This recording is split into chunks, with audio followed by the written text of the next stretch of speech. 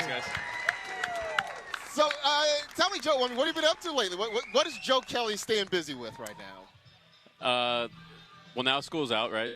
We got out last Wednesday. Retirement, I thought, was going to be a nice, relax, play golf here and there, help take kids to practice. But since I've been done, it's one of those things where my wife has noticed that now that there's 2 people at the home that are capable of driving a vehicle, she decided to now move our kids into 3 activities each instead of 2. So it's help coaching 2 baseball teams, help being a dance dad, help putting up soccer goals for her practices, dropping off kids at art, going to the gym if I can. If you can, right? If I can. And, just trying not to get too upset with everyday activities and learn to be a dad again. That's all those years of being away in the summer where your wife was doing everything by yourself. And yeah. Oh, I will help, hon, but, I got a plane to catch. I got to go. And it's all coming back right now. But you've been a great support system the entire time of your career. Oh, yeah, she was the best. It's easy for her. A little overwhelming for me at some times, but she's like, what do you think I was doing all these years? I'm like, yeah, you had 15 years of practice. And now I'm doing what you do now, obviously, and I've had about, a few months of practice. So, yeah, it's been great. You're in your late 30s. Big shot, Bob. Oh, there it is. Robert Ory. Big-time Laker fan. So nice Everybody's coming through. What's up, Rob? See you, man. He's just observing right now. I love it. Now, you got a shirt on that says, Baseball no es aburrido. Baseball isn't boring. Baseball isn't boring, correct. What's the story behind that shirt? I am a CEO of a company called Baseball Isn't Boring. And this is one of the shirts we made for the World Baseball Classic. We got Canada.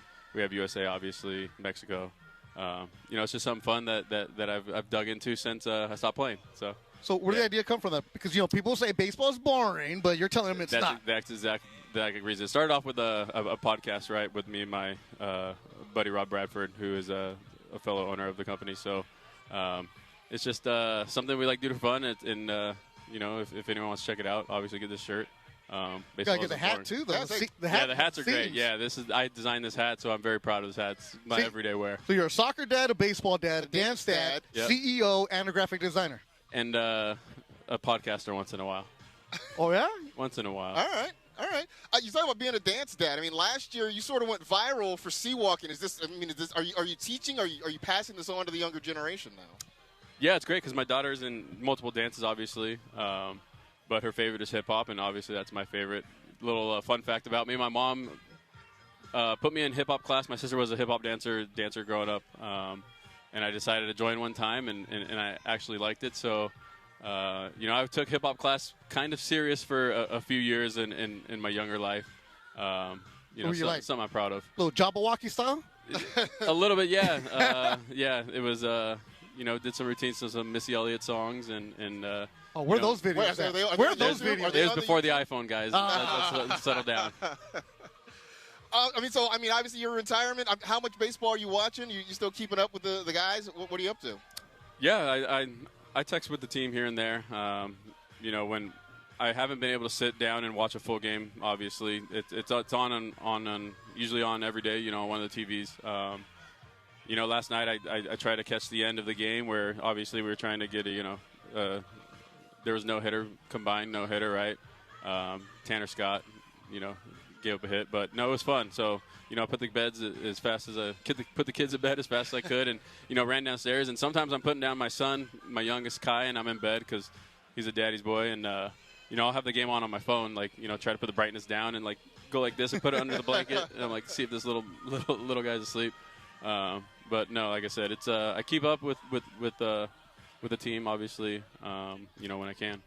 We run out of ways to continue to explain who Shohei Ohtani is. And correct. What he can do, and whether it's hitting, whether it's pitching, whatever it is that he's going to do. You were there from the get-go with him. What kind of guy was he with you, considering you're both pitchers?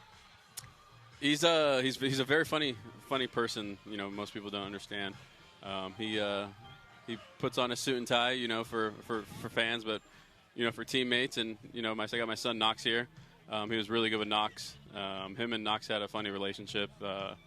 Knox has still the only gold Shohei bobblehead in the world that has an autograph from Shohei. No way. Yes. Oh, wow. Oh, you got two. He only has one He's sign, correcting though. You know, and he got one. He actually traded my glove for it, right? But he got one. And Wait. He went and grabbed your glove Yeah. and traded it.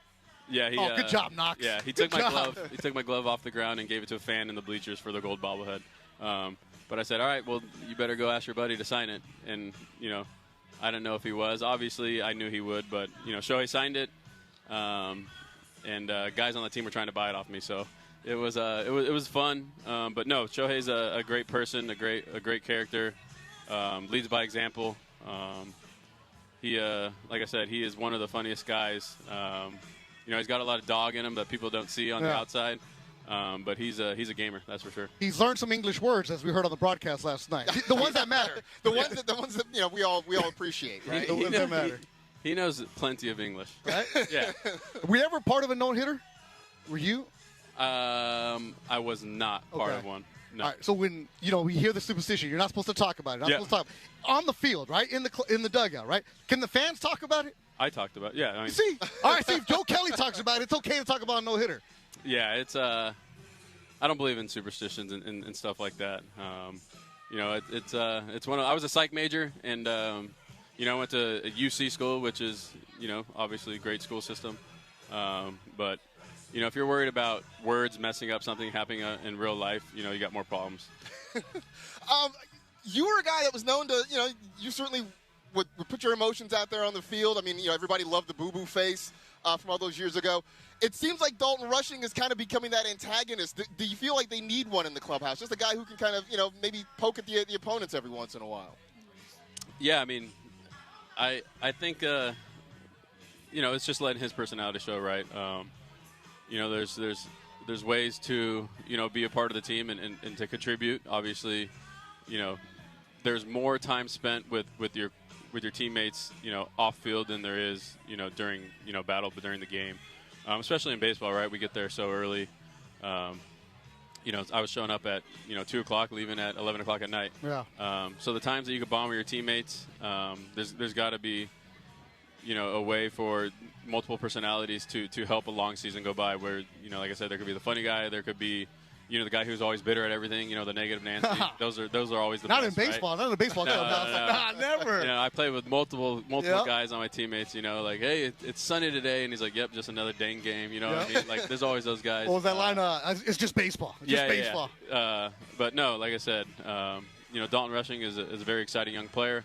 You know, I think he was a little nervous last year, you know, coming up into the big leagues, but he has definitely performed and show, and he's letting his, you know, his little dog personality come out. And, you know, hockey has their enforcers, you know, baseball has, you know, I guess, you know, they're tough guys, but, you know, there's a lot of nice guys on the Dodgers. There's a lot of nice guys. So when you have one guy who has a little bit of edge, you know, it kind of keeps your own teammates accountable and, you know, the other team from doing something too froggy. One thing about it, though, you grew up in Corona, went to UCR, right? You know, Harvard of the West, right? The Harvard of the West, baby. Top 50 public school. There it is, the Highlanders, right? But to see that downtown L.A., there was a mural of you, right, in the mariachi outfit, like, that's kind of crazy considering it's a relief pitcher who kind of gets that. So the love that the Dodger fans showed for you, how much did that mean for you? It's great, yeah. The mural is something very, very cool, and, you know, I haven't really spent, you know, too much time thinking about it, obviously. But, you know, it's just one of those things where as a professional athlete, you know, you kind of have, I guess, most guys have, you know, two different, you know, personalities or two different ways they go about their life, right? They have, you know, their playing career, which is, you know, some guys are the nicest guys I ever met, but then, you know, when the lights turn on, you know, they kind of embrace this alter ego of like, well, I have to pretend, you know, I'm this person to succeed, right? And then, you know, there's some guys that, you know, who are great personalities, but then you hear them in the media and it's, you know, very vanilla, very plain. Yep. But for myself, I think throughout my whole entire career, I was kind of just, I'd say, organic and was never really taught both sides of it, you know, when to pick and choose, how to, you know, I guess speak to the media or how to, you know, when you're playing a game, how to separate and, you know, become a professional, what people would say. But I think, you know, being a normal guy and just happening to play the sport was something that people embraced, right? So Well, they love lucky you for in me, LA, I was man. able to 100%. Keep the same way about my life as I did on the field, off the field, and so be it. That left field pavilion, they love you, man. Left field pavilion. Yes, many countless hours out there away from the real baseball field, hidden in the bullpen down. Oh yeah, oh yeah. That Ohtani thing is it's actual gold, right? You got that thing under lock and key, right? No, I haven't actually made it like what is it called when it's like real, like people don't like authenticated. Yeah. Okay. Oh all right. wow. All right. I want to though. I have it authenticated for him. Though. I have video proof and picture proof of him sitting on Ohtani's leg like Santa Claus with the bobblehead. So That's awesome, man. That's authentic enough for me, man. Yeah. Hey, Joe, man, it was great to talk to you. Hopefully you enjoy retirement, enjoy being a dance dad and a coach and everything. It was good to see you, man. Yeah, it was great. Thanks, guys. Thanks All for right. having me. Go, everybody. Yeah, of course. Joe Kelly, everybody. He's got a